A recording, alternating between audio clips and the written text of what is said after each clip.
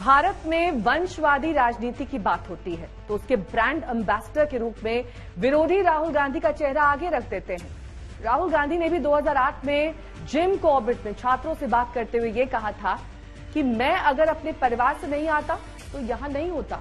मेरे पिता राजनीति में थे, मेरी दादी और दादी के पिता राजनीति में थे, इसीलिए मेरे लिए राजनीति में आना और पैर जमाना आसान था। ये एक समस्या है और मैं इस समस्या का लक्षण हूं। मैं इसे बदलना चाहता हूं।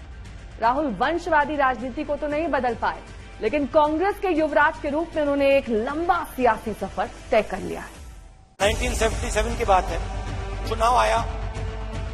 मुझे चुनाव के बारे में कुछ मालूम नहीं था। 6 साल का था मैं, और पहली बार मां ने मुझे बताया कि राहुल ये हमारा घर नहीं है, ये सरकार का घर है और अब हमें यहां से जाना है। मैंने मां से पूछा, मां कहां जाना है? कहती है नहीं मालूम। राहुल गांधी की कहानी का यह किस्सा 1977 का है, जब इंदिरा गांधी को एक सफदरजंग रोड पर बंगला खाली करना पड़ा था। इंदिरा परिवार समेत 12 विलिंगटन क्रीसेंट पहुंची, जिसे गांधी परिवार के करीबी मोहम्मद यूनुस ने उनके लिए खाली किया था। करीब 45 साल बाद राहुल गांधी को एक बार फिर अपना घर खाली करना है। वो कहां रहेंगे यह भी उन्होंने नहीं बताया, लेकिन 1977 में राहुल बच्चे थे और अब कांग्रेस के सबसे शक्तिशाली नेता। यूं कांग्रेस में उनके सबसे ताकतवर होने पर मुहर 2013 में उस वक्त लग गई थी जब उन्होंने अपने ही सरकार द्वारा पारित अध्यादेश को बकवास कहते हुए सरेआम फाड़ दिया था और फिर सरकार ने उस अध्यादेश को वापस ले लिया था। My opinion on the ordinance is that it's complete nonsense and that it should be torn up and thrown out. Rahul ने 2004 में अमेठी से चुनाव लड़कर राजनीति में एंट्री ली थी। 2004 में कांग्रेस की सरकार बनी, लेकिन राहुल ने कोई मंत्री पद नहीं लिया। वो उस वक्त देश को समझना चाहते थे।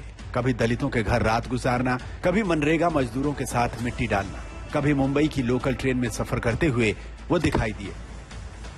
2007 में उन्हें कांग्रेस का महासचिव बनाया गया और उन्हें यूथ कांग्रेस और एनएसयूआई का प्रभार दिया गया।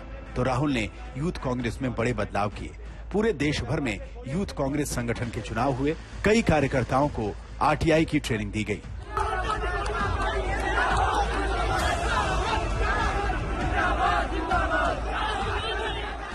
दो 2009 में लोकसभा चुनाव में राहुल ने कांग्रेस में सबसे ज्यादा रैलियां की। कांग्रेस 206 सीटें जीतने में सफल रही।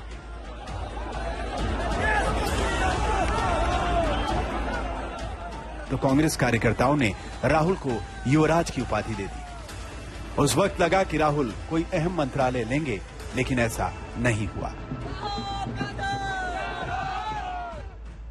लोकसभा चुनाव के बाद राहुल को लगा कि यह उत्तर प्रदेश विधानसभा में वापसी का अच्छा मौका है। विधानसभा चुनाव 2012 में होने वाले थे। इससे पहले बिहार में विधानसभा चुनाव थे। राहुल का एकला चलो रे का दांव फेल हो गया। कांग्रेस को सिर्फ 4 सीटें मिली। बस यहीं से राहुल की चुनौतियां बढ़ती चली गईं। 2011 में अन्ना हजारे के भ्रष्टाचार विरोधी आंदोलन के समय राहुल ने लोकसभा में एक भाषण देने के अलावा कोई सक्रिय भूमिका नहीं निभाई। 2G और कॉमनवेल्थ घोटाले जैसे आरोपों पर जब कांग्रेस घिर गई तो राहुल ने चुप्पी साधे रखी। यदा कदा वो राजनीतिक स्टंट जरूर करते दिखे, जैसे भट्टा परसौल में धारा 144 के बावजूद वो पहुंच गए। 2012 में यूपी चुनाव में राहुल ने जमकर प्रचार किया, लेकिन उनकी पार्टी महज 28 सीटें जीत पाई, जो पिछली बार से 6 सीटें ज्यादा थी। 2013 में केदारनाथ में आई आपदा के दौरान भी राहुल कहीं नजर नहीं आए और उनकी छवि छुट्टी पर रहने वाले राजनेता की बन गई। 2013 में जब उन्हें पार्टी का उपाध्यक्ष बनाया गया, तब दिए गए अपने भाषण में उन्होंने सत्ता को जहर बता दिया और जब अपनी ही सरकार के अध्यादेश को खारिज कर दिया तो कई सीनियर नेता उनसे नाराज हो गए। 2013 के आखिर में हुए 5 राज्यों के चुनाव में कांग्रेस 4 जगह पर बुरी तरह परास्त हुई। 2014 के आम चुनाव में कांग्रेस की भद्द पिट गई।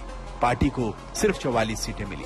राहुल ने हार की जिम्मेदारी जरूर ली, लेकिन पार्टी का भला नहीं कर पाए। फिर कई राज्यों में हार के बाद जब गुजरात चुनाव में पार्टी ने बीजेपी को टक्कर दी तो लगा कि राहुल फॉर्म में लौट रहे हैं। लेकिन ऐसा हुआ नहीं। 2019 लोकसभा चुनाव में पार्टी फिर बुरी तरह पिटी। बतौर पार्टी अध्यक्ष कुछ अहम फैसले करने के बावजूद राहुल फेल हो गए।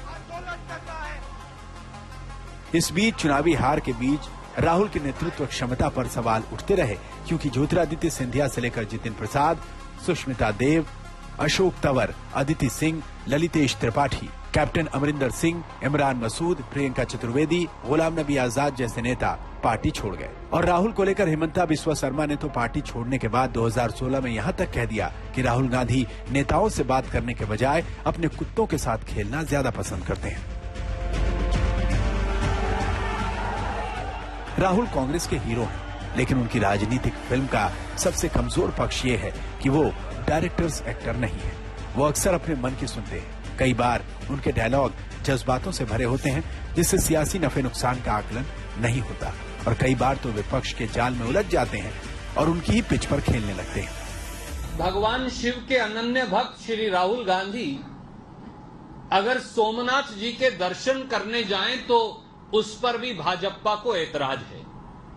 सच्चाई यह है कि भारतीय जनता पार्टी बौखलाई है, तिलमिलाई है और घबराई है कि न केवल कांग्रेस उपाध्यक्ष श्री राहुल गांधी हिंदू धर्म से हैं, परंतु वो जनेऊ धारी हिंदू हैं।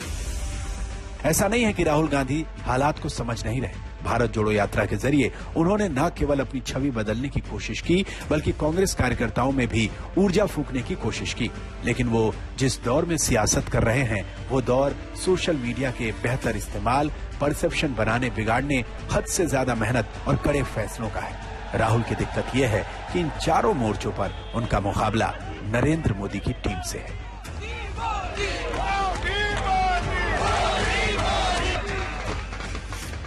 आज तक ब्यूरो।